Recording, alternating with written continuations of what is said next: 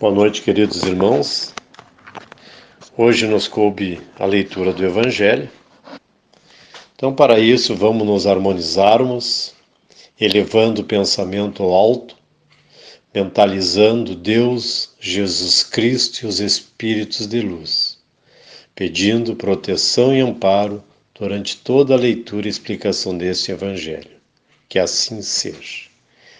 Estando dando prosseguimento ao capítulo 4, ninguém pode ver o reino de Deus senão nascer de novo. É os itens 9, 10 e 11 que me coube.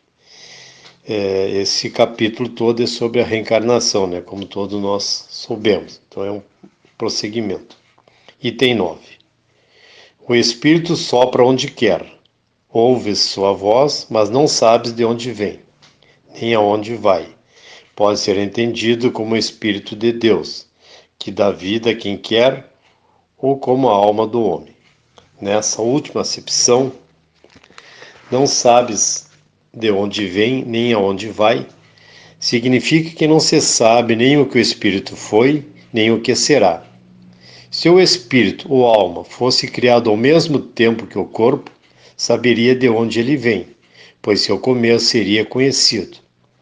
Em todo caso, essa passagem é consequência do princípio da pré-existência da alma e, por conseguinte, da pluralidade de existências. Item 10. Ora, desde o tempo de João Batista até o presente, o reino do céu se toma pela violência, e são os violentos que o arrebatam. Até João, todos os profetas, assim como a lei, profetizaram.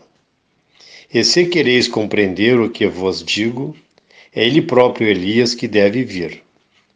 Ouça aquele que tem ouvidos para ouvir. Mateus capítulo 11, versículos de 12 a 15. Item 11. Se o princípio da reencarnação expresso em João podia, a rigor, ser interpretado em um sentido puramente místico, não poderia se dar ao mesmo nessa passagem de Mateus, que não deixa possibilidade de equívocos. É ele próprio Elias que deve vir. Não há aí nem figura nem alegoria. É uma afirmação categórica. Desde o tempo de João Batista até o presente, o reino dos céus se toma pela violência. Que significam essas palavras, já que João Batista vivia ainda naquele momento? Jesus as explica dizendo: se quereis compreender o que digo, é ele próprio Elias que deve vir. Ora, João sendo outro, senão Elias, Jesus faz alusão ao tempo em que João vivia sob o nome de Elias. Até o presente, o reino do céu se toma pela violência. É uma outra alusão à violência da lei mosaica, que comandava o extermínio de infiéis para se ganhar a terra prometida, paraíso dos hebreus. Ao passo que, segundo a nova lei, o céu se ganha pela caridade e a doçura. Depois acrescenta: ouça aquele que tem ouvidos para ouvir. Essas palavras, tão frequentemente repetidas por Jesus, dizem claramente que nem todos estavam em estado de compreender certas verdades. Então, irmãos, dito isso, o que podemos entender? Na passagem, o Espírito sopra onde quer e ouves a sua voz, mas não sabes de onde ele vem nem para onde vai.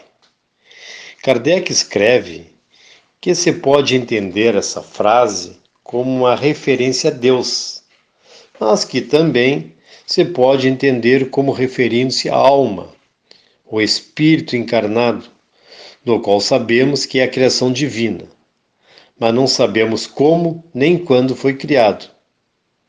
Se fosse criado junto com o corpo físico, então conheceríamos seu começo. O Espírito, sendo imortal e perfectível, tem de renascer tantas vezes quantas necessárias forem para atingir seu destino, ser perfeito, como afirma Jesus: sede perfeitos. Evidentemente que enquanto está o Espírito fazendo sua evolução no decorrer dos milênios, precisa de alvos menores a serem perseguidos, Alvos esses que, na medida em que forem sendo atingidos, estimulem e favoreçam os esforços na continuação desta caminhada para um alvo maior. Essas palavras de Jesus devem nos estimular a cada existência a ir nos desfazendo das nossas imperfeições, despojando-nos do homem velho, renovando-nos, renascendo para o bem, no bem e pelo bem. No texto de Mateus, quando diz Jesus, desde os tempos de João Batista até o presente, o reino dos céus é tomado pela violência. Só poderia estar se referindo ao tempo em que João Batista era Elias, visto que o tempo de João Batista era o mesmo de Jesus, quando proferiu essas palavras. Na referência ao reino dos céus ser tomado pela força, pela violência, destacava a imposição da lei mosaica, que tinha o princípio na violência. Então, nessa frase, é uma ideia clara de reencarnação. Ele mesmo é o Elias que há de vir. Então, está bem explícito que a personalidade do João Batista era Elias reencarnado.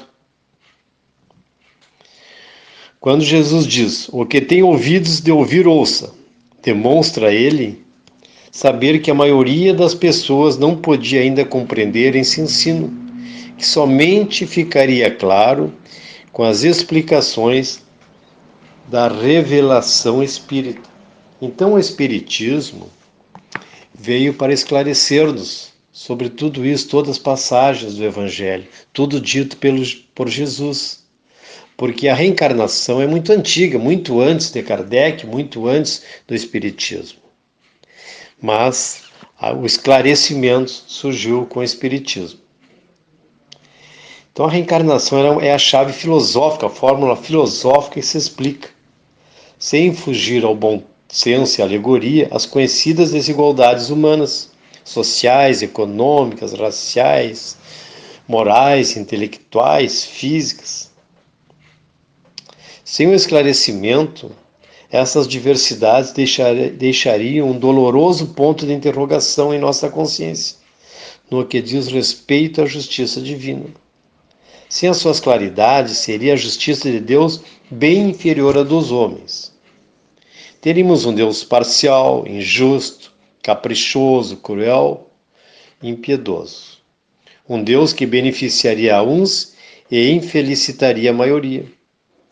Com a reencarnação, temos justiça incorruptível, refletindo a ilimitada bondade do Criador. Um Deus que perdoa sem tirar ao culpado a glória da remissão de seus próprios erros. Um Deus que perdoa, concedendo ao culpado tantas oportunidades quantas ele necessite para reparar os males que praticou. Temos um Deus que se apresenta no altar de nossa consciência e no templo do nosso coração como Pai misericordioso e justo, Pai carinhoso, que oferece a todos os seus filhos os mesmos ensejos de redenção através das vidas sucessivas, neste e noutros mundos, mundos que são as outras moradas a que se refere o Evangelho de Jesus. Tantas vidas quantas forem necessárias, porque o essencial e o justo é que nenhuma das ovelhas se perca. Então, irmão, esse foi o nosso entendimento, irmãos. Então, agora, para encerrarmos, novamente harmonizados, elevando o pensamento ao alto, vamos agradecer por essa oportunidade e vamos pedir que tenhamos uma semana de paz, harmonia, tranquilidade, serenidade, muito amor no coração. Tudo isso para nós que estamos nesta corrente do Evangelho e também extensivo aos nossos familiares, aos nossos amigos, aos nossos entes queridos. Pedir que os hospitais de todas as cidades onde essa corrente alcança seja frequentado pelos médicos e os enfermeiros do plano espiritual, intuindo e esclarecendo os enfermeiros e os médicos do plano terreno. Pedir também que receba uma visita às moradias transitórias, os asilos, as creches, os presídios, que nesses lugares possa ser levado à luz o esclarecimento e que possa ali se tornar um ambiente mais tranquilo, mais amável. Vamos pedir também aos médicos e enfermeiros do espaço que coloque nas águas que temos nas nossas casas, nos nossos lares, nos nossos locais de trabalho, toda a medicação necessária, seja para nossos males de ordem física como de ordem espiritual, mas que no momento que a tomarmos, possamos ficar curados.